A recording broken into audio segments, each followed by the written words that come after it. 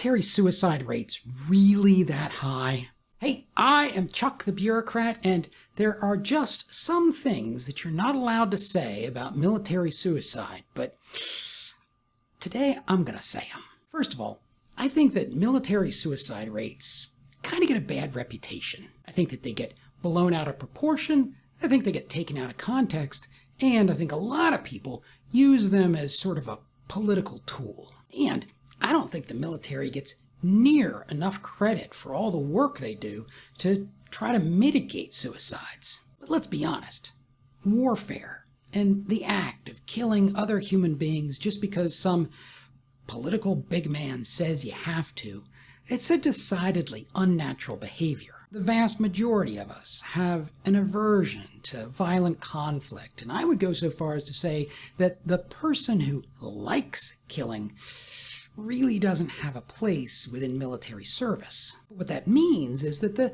military, obviously and unavoidably, exposes people to experiences that are going to be abnormal, unpleasant, and they're going to cause negative emotions. Number two, military service comes with a whole bunch of extra things that add stress to the military service member. For example, being shipped away from everybody you know and then being disconnected because the drill sergeants take away your cell phones, well, that's going to be a major stressor for a social animal that's used to being in family groups. What's crazy about this is not only would you think that the experience of armies over the centuries would have made this point abundantly clear, but the Secretary of the Army was the government official who oversaw the development of the National Strategy for the Suicide Prevention. That document pointed out that being separated from your community is a key stressor that contributes to suicidal behavior. And what's crazy is that that same Secretary of the Army refused to acknowledge that normal military activities like going to basic training or PCSing or deploying to a foreign country, that all of those things contributed to this stress. But that's not the thing you're not allowed to say about military suicide.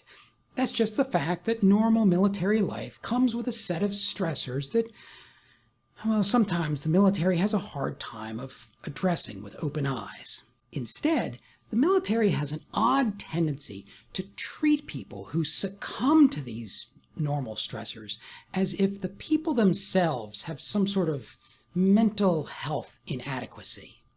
When I would argue that some individuals are having a very normal response to an extremely abnormal situation.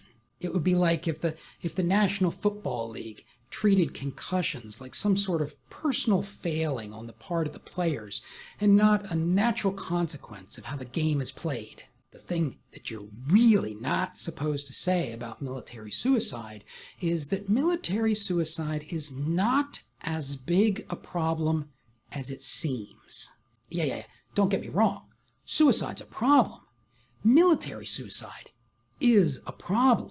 We don't want people taking their own lives. What I'm going to argue is that the American obsession with military suicide rates glosses over a much more serious suicide problem in the United States itself. I mean, check this out. As a point of reference, let's look at the Department of Defense's annual report on military suicide from 2022. The rate of suicide across the entire military was 25.1 suicides for every 100,000 service members. Of course, the Army, the Marine Corps, they had higher rates at 28.9 and 34.9 respectively. And so I'm just going to use these numbers as a baseline for what comes next. And although these numbers combine males and females, since the Army and the Marine Corps are primarily made up of males, I'm going to compare this against suicide rates for males in the U.S. And as a basis for comparison, I'm going to look at the Centers for Disease Control and Prevention's suicide rates by industry and occupation. And if we look at their report from 2021, we see some pretty interesting things.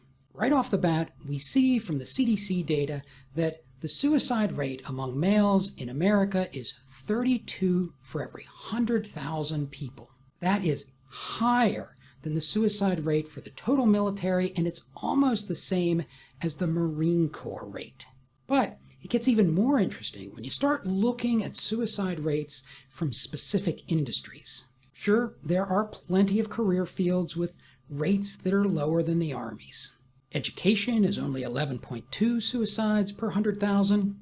Business is 13.5. Healthcare gets up around 22.0. And sales is 25.7. But of course, that means that there are plenty of industries that are above that all-occupation rate. Food prep is 32.2. Transportation, like long-haul truckers, that clocks in at the same as the Marine Corps. I mean, just think about that for a second. Production is 36 suicides in 100,000. The arts are up around 44.5. Personal care professionals like massage therapists are 47.1. And construction workers are off the scale at 65.6. 65.6. Do you ever hear anybody talking about the suicide crisis among construction workers? And look at this. There are some specific occupations that just have insanely high suicide rates. Barbers, chefs, welders. I mean, you're probably not surprised that artists are up at a rate of 93.3. Map makers are 3 times as likely to kill themselves as a Marine is. And I will guarantee you that Marine is far more likely to get suicide prevention training, offers of counseling, and leadership supervision. And you want to know something else? The map makers aren't even the highest rate. Musicians and singers, the ones that the high school counselors are saying, do what you love. They are up at 138.7, and they still have a lower rate than agricultural and food scientists, who come in at 137.1 suicides for every 100,000. Here's my point. The military is making a heck of an effort to understand the factors that contribute and to reduce the frequency of this obviously horrific event. But somehow, the fact that the military takes such a constructive and proactive approach to this issue, somehow it gets into the public's head that, oh no, if my child joins the military, they'll become suicidal. No, ma'am, your child is at risk of suicide no matter what occupation he enters. And what we're not allowed to tell you is that if they become a barber or a musician, they're actually at a much higher risk. There is nobody looking out for that agricultural scientist. Nobody's checking to see if they're having trouble dealing with the types of experiences they're having. Whereas in the military, I guarantee you, there is a serious effort to detect the signs of these stressors and to take action. Oh, and one last thing, just because I know somebody out there is thinking this. You're thinking that the military covers up suicides. But oh no. I would go so far as to say that the military goes out of its way to investigate suspicious deaths.